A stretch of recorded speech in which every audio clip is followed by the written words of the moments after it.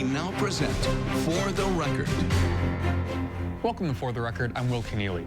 We're in the final push of the election, and this week will be dominated by campaign visits. All right, ready? VP Kamala Harris will be in Madison on Wednesday, holding a rally at the UW-Madison campus. Now, the same day, former President Donald Trump will be in Green Bay. Now, if you missed that Green Bay rally, you can catch him again in Milwaukee on Friday. But the week will start tomorrow with visits from J.D. Vance and Gwen Walz. Now, ahead of that visit, Walz sat down for a one-on-one interview with our Maddie Heimsch. Here's more. I'm joined by the First Lady of Minnesota, wife of Minnesota Governor and Democratic Vice Presidential nominee Tim Walz, Mrs. Gwen Walz. Thank you for joining us today. Hi, Maddie. Please call me Gwen. Will do. So Okay. Let's get right into it. Your role on the campaign trail, the spouse of a major party candidate, that's a largely undefined role. And you've seen this sudden thrust onto the national stage, this nonstop campaign. What does that look like for you, and how do you define the role for yourself? Well, first, could I just say hi, Wisconsin? Hi, neighbors. It's good to be with you. So the great part about being on the campaign and even being on the national campaign, which has been a change, has been I've gotten to start in places like Wisconsin and be there often. And that feels very much like Minnesota. Our values are very similar. We care about the same things. We have middle class concerns, and that has made the adjustment easier. I cannot tell a lie. It is a big stage, and the stakes could not be higher. And so I have just said, let me know what I can do to be helpful in this race. And, you know, my mom has this saying she would say to me all the time. If you've heard me on the trail, she would say, Gwen, do the work that's in front of you. And with this campaign, it has been easy to define the work in front of me, which has led me to traveling to so many states and meeting so many great people and talking about issues that are important to me as a mom, as a teacher, as a first lady, but as a sister and a friend, and you know, as a good neighbor. I want to talk reproductive rights for a second. You and Sure. Governor Walz have been a proud and public example of alternative methods to starting a family. What has it meant for you to have those personal, pretty intimate details of your journey so public and so political? Well, Maddie, this was a story that Tim and I really didn't talk about for 20 years, even to people who were really close to us, because it was something we went through, and you know, it was challenging and it was hard. And we have two beautiful children, Hope and Gus, and we're so grateful for that. I'm a pretty private person, I would say, and so to tell that story was not, again, easy, but I decided I had to. And Tim felt the same way, and that we were going to do it. And we were going to do it at every chance we could, because we wanted to make a difference. And we wanted everyone who wanted the option to make their own choice in reproductive freedom, in reproductive rights, to have the same rights that we did, whether that would be to seek fertility treatments or birth control or not having children at all. So I tell that story for that very purpose. Maddie Heimsch there speaking with Gwen Walz. Now, in just a few seconds, you'll likely see some political ads on this station. And that's good, because after the break, we sit down with an expert in money and politics talking about the impact that these last-minute ad buys will have on the election. We'll be right back after this.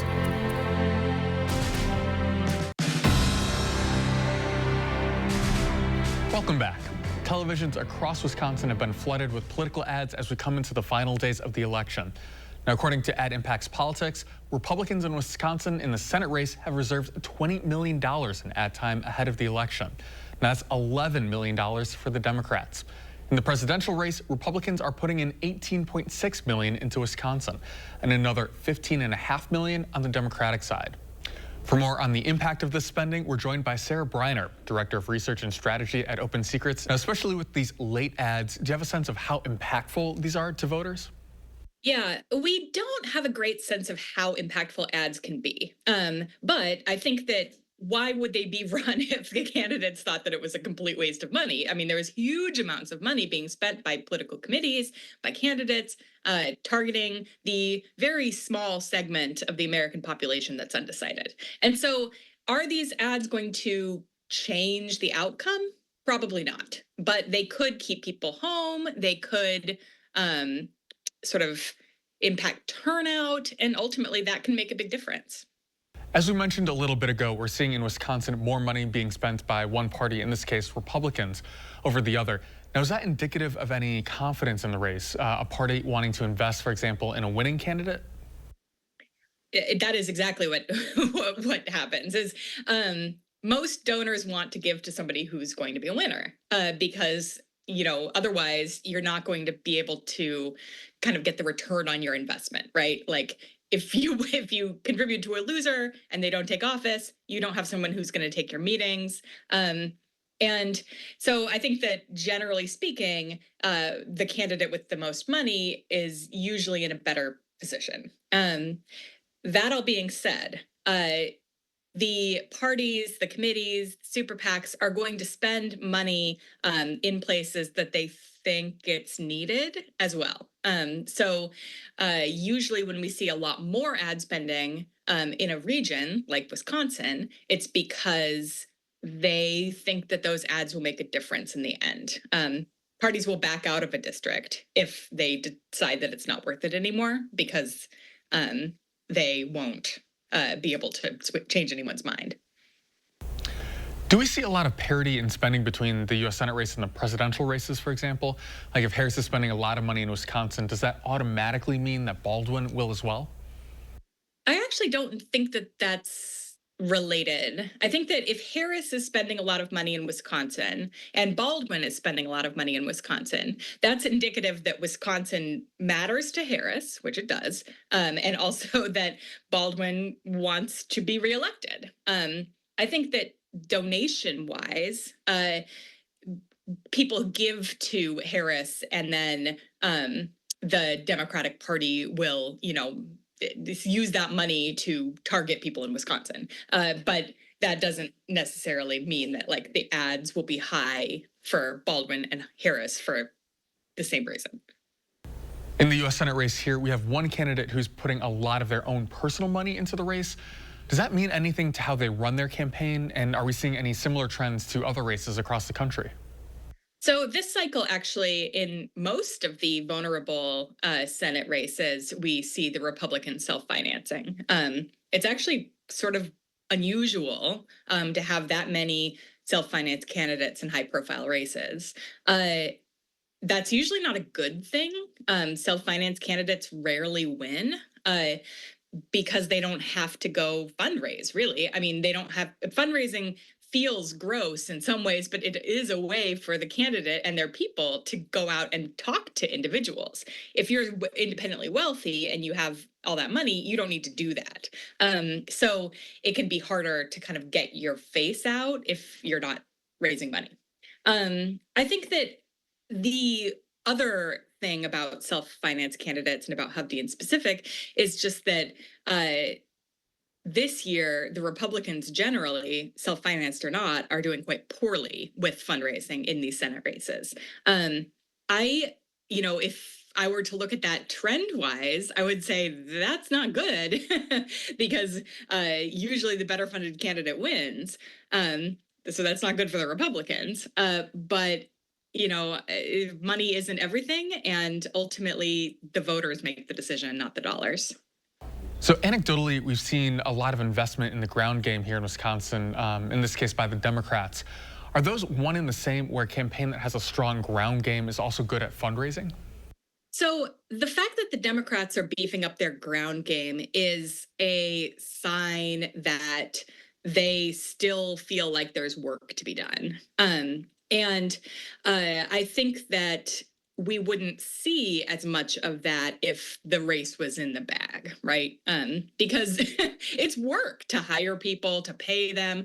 You need money to do that. The Democrats are not lacking for money this cycle in any of the really major races, I don't think. So, it's tricky to sort of speak to why they're doing that, other than that generally you do want to make sure that in a competitive race, you talk to everyone who could possibly vote for you because you don't want to leave any door unknocked and any potential voter, behind. Sarah Briner, thanks so much. When we come back, you may have seen this enter the political discourse here in Wisconsin, the Farm Bill. But what does it really do? We break that down for you right after this.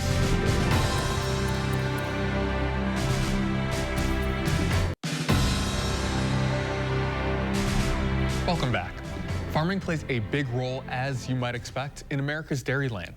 And a major component of that in federal policy is the Farm Bill. But the name can be a little bit of a misnomer. It actually contains a significant amount of funding for nutritional support, things like food stamps, programs which impact a wide swath of Wisconsinites. Now, to better understand this impact, we spoke with Tina Hinchley at her Dane County dairy farm. Now, not only does she manage her own dairy operation, but she also advocates for agricultural policy with the Wisconsin Farmers Union. So Wisconsin is a huge producer in dairy commodities, and 90% of our milk goes to cheese. With that, that is an enormous part of our income that is derived through the dairy industry. Being America's dairyland, we have places for our milk to go to. We've got over 600 varieties of cheese. We got around 200 processing plants. There's a lot going on with dairy. And part of that is also export. We need to make sure that we're able to take our milk and our dairy products out of not only Wisconsin, throughout the United States, but exporting into other countries as well, the quality that we have. So when you hear Wisconsin and other people hear Wisconsin, they think of dairy. And that's, for us in Wisconsin, that is something to be hugely proud of. I know that when we get people that come out and they want to milk a cow, they're looking for the green fields, they're looking for the little red barn and the silos. That's what they want. So America's dairyland, if we did not have all this farm and all of the dairy products that we have, we wouldn't be able to carry that title so proudly. And in Wisconsin, we are very, very proud of all that goes into the dairy and the amount of employees, and it just vibrates out in the communities what the dairy farmers do for Wisconsin. So you're bringing these kids, perhaps Right. adults in there too. Right. What surprises them most about what you do when you get them on the farm here? So when we're on the farm, I'm pretty much amazed that people still think we milk cows by hand. There is no cow milking by hand anymore. Even if you're Amish, they're going to use machines, but that's typically not something that's going to happen. So we're talking about the Farm Bill, which is such an enormous piece of legislation, Right. but also really important, especially to Wisconsin farmers, but just Wisconsinites broadly. If you're going to kind of explain in very broad terms to a voter what the Farm Bill is, how do you describe it? So first off, it's very, very complicated. It's a huge bill, and labeling it a farm bill often has people thinking that the farmers are the ones that are getting all of those funds, and it's not so. 80% of the farm bill is going to be nutrition.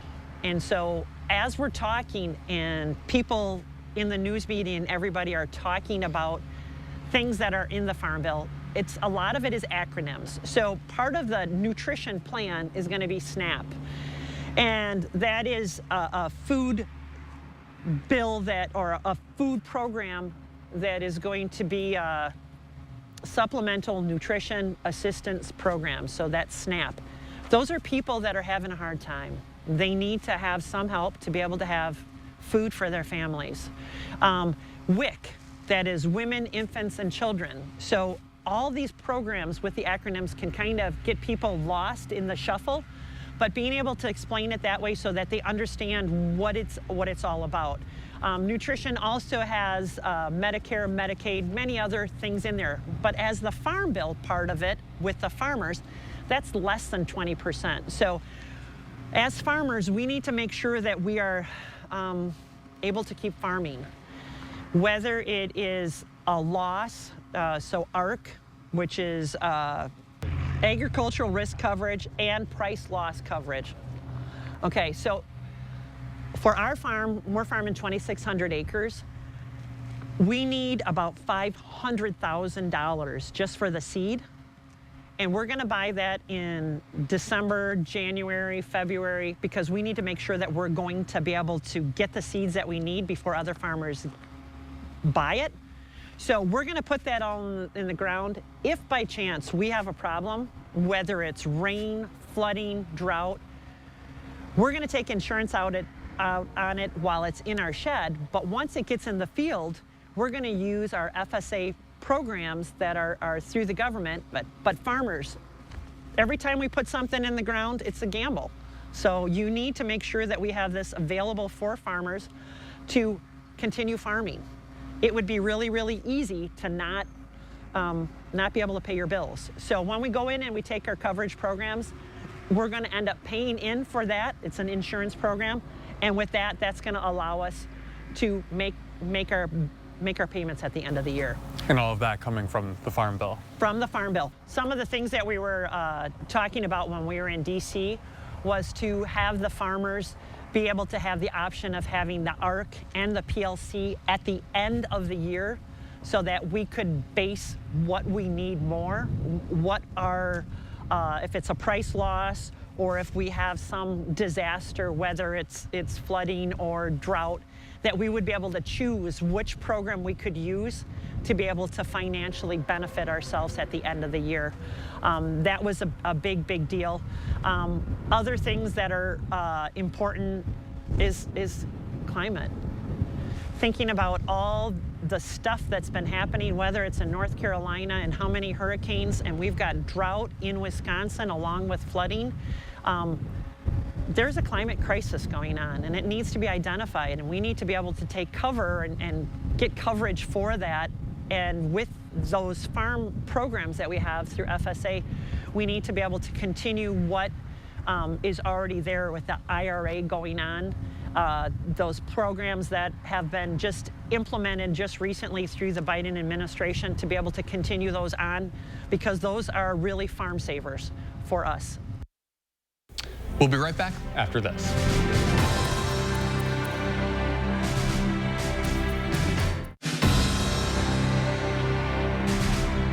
Welcome back. Next week, we continue our Three for the People election coverage with a deep dive into immigration.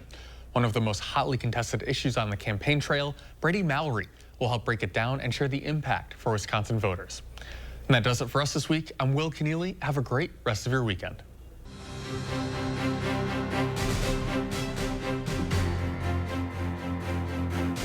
This has been For the Record.